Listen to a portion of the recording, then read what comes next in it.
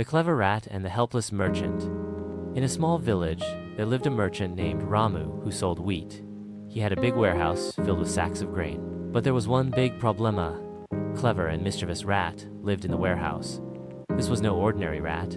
It was smart, cunning, and a real troublemaker. Every night, it would secretly chew holes in the wheat sacks, eat its fill, and leave the rest scattered on the floor. The rat's tricks. Every morning, Ramu would enter the warehouse and find wheat all over the place, sacks torn, and a mess everywhere. Holding his head in frustration, he would grumble, "Is this a rat or a professional thief?"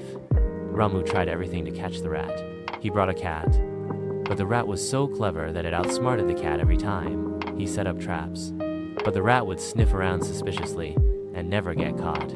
He placed poison, but instead of eating it, the rat pushed it aside, and the next morning, Ramu's servant's goat ate it by mistake, causing chaos in the village. The village's suffering. The rat wasn't just Ramu's problem, it was the whole village's nightmare. It would sneak into people's food storage, chew holes in their clothes, and even dip its tiny paws in their chutney. One day, it even took a dip in someone's milk pot. The villagers had had enough. The rat's downfall. Finally, Ramu came up with a genius plan. He filled some sacks with the rat's favorite food, jaggery and peanuts, but this time, he placed a fine net inside.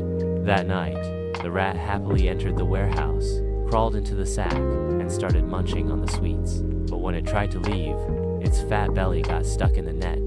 The whole village gathered around, laughing.